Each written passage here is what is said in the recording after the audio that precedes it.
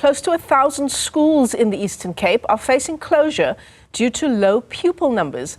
The provincial government is also struggling to deal with an infrastructure backlog amounting to billions of rand. So two juxtaposing issues. Let's discuss this further. We're joined by the Eastern Cape's education spokesperson, Vuyiseka Mboxela. It's great to talk to you. Thanks very much indeed for coming on. I mean, how do we balance these two issues out, Vuyiseka? The fact that there is actually a backlog insofar as the number of classrooms we need to accommodate pupils in the Eastern Cape, and yet we're facing these closures. Thank you very much, Michelle, and good afternoon to everyone at Newzroom Afrika and the people of South Africa. Maybe, Michelle, let me draw you back to what is a policy of government, just generally. In terms of school viability, there is a number for a primary school to be viable, and there's a number for the high school grade to be available, to be viable. And in the context of the Eastern Cape, we've got a number of schools that are unviable in terms of them having numbers. You've got schools that have got learners that are less than 35. Other schools have got learners that are 90. And in terms of them being a financial burden to the department, it's very huge.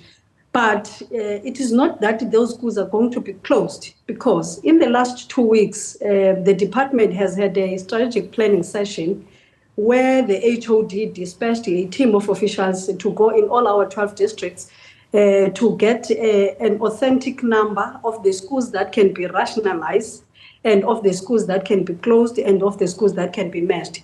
And today at 1 o'clock, Director General that is responsible for institutional operations in the department is yet to receive a report where it is going to be able to give a clarity on the three categories that I've mentioned, the ones that must be closed, and the one that must be merged, and the one that must be rationalized. And the reason why it is like that is because there are schools that have got lower number, but in terms of the topography of those schools, you can't close them. For example, a school called Manaleni in Port St. John's, that school, because of the area that which is in, which is mountainous, it can't be closed. But the only thing that can be done in that school is to be rationalized with a close-by school. So that is what is actually happening. And I think the report by the online news publication was taken to the public a bit earlier than it would have been processed thoroughly in the department.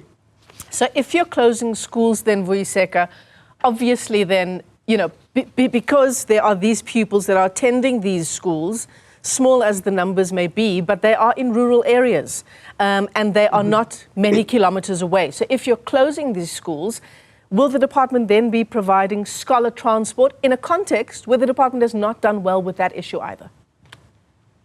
No, you must remember, I've said, Michelle, there are three categories that are going to be looked at by the department. The first one is to see if one particular school needs to be closed or a school needs to be merged, which is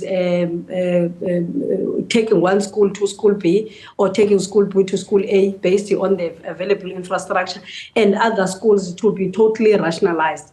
And I've already said, Michelle, there are those schools that, irrespective of the three conditions or of the three options that I've presented, they are not going to be affected based on the geographical area that which a particular school is in.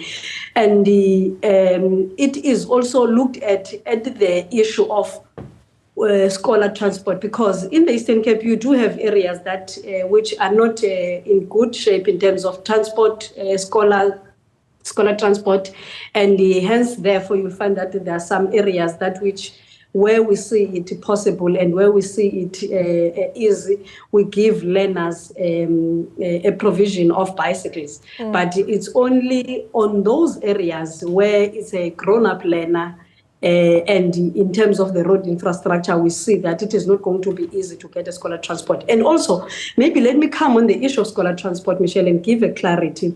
You would have remembered that even the Premier, when he was announcing his cabinet, he did make an indication that it's a no-go, it's a no-no explanation now, the issue of scholar transport between the Department of Education and the Department of Transport.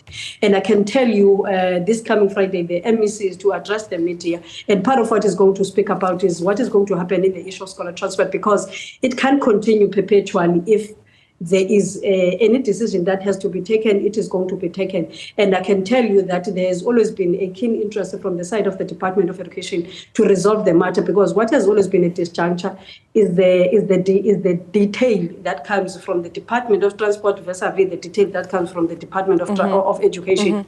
And as of now, it has been indicated and given as an instruction by Premier that it has to be resolved before the end of this year, so that in the following year we don't have a hurdle of having to have kids that are not having certainty of going back to school in the first week of January. Vuyiseka, I want to talk to you about a whole range of issues, but I'm unfortunately running out of time.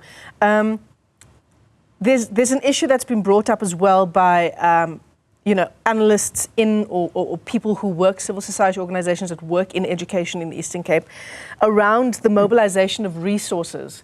So if there aren't, for example, 34 learners in a school, there won't be a teacher in that school, right? So that's the one issue.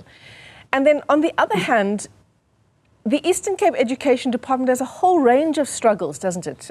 Pit latrines are an ongoing struggle in the Eastern Cape. More than 800 schools have plain pit latrines. More than 500 are solely reliant on pit latrines. Then there's the issue of financial infrastructure grants being given to the province. So many of those grants, hundreds of millions of rands of those grants being forfeited in the 2022-23 and then the 2021-22 financial year, those grants being forfeited. Is the Eastern Cape Education Department in a bit of a mess? These are perpetual issues. When are we going to talk about solving them? No, Michelle, I can tell you that the department is not in a mess, and the department is in an upward trajectory. Hence, you will find that in the past 5 years of the last administration, with a department that has handed over 100 schools, and it's a first of its own kind in the entire country. And secondly, the fact that we've got now at least a sense of stability in the entire province. You have not had unions picketing for anything, and including public. They always come for small things that gets to be resolved. And I can tell you now, we've got 30 schools that have already been publicized by the department to be handed over in this financial year that we're in. And also, I must tell you that in the last administration, the last quarter of it, we had a problem of having an overdraft when it comes to infrastructure. And the reason why it is like that is because of the planning that we are starting to be meticulous in it. And maybe I must make this indication that you can't be starting to be meticulous about planning, Vuyiseka. It's 2024. You can't now be starting to be meticulous about planning. No, it's a planning that gets to be followed by execution. Hence, therefore, when you talk of money returning back to Treasury, you're not going to find Eastern Cape in this closing financial year. And I can tell you that part of what now is a topical discussion in the department and also in the province is to make sure that there is no department that returns money because of the plight of the province in general. And maybe I must tell you that in this financial year, this year, we are going to unveil a number of toilets that are being built in our own schools. There's an agent that is busy with that work, and it is great work that is coming from DBE. And do we have a deadline, Vuyiseka? Sorry for interrupting you there. Do we have a deadline for when we can say we are going to eradicate pit toilets?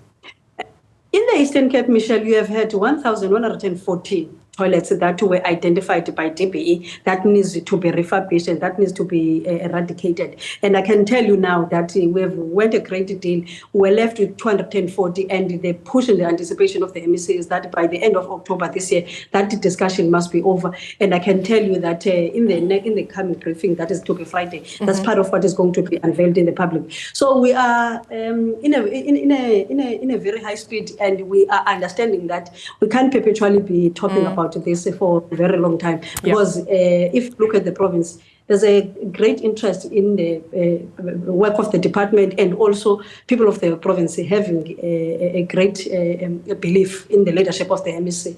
So there's a work that is going to be done, and Friday the MEC is convening a media briefing.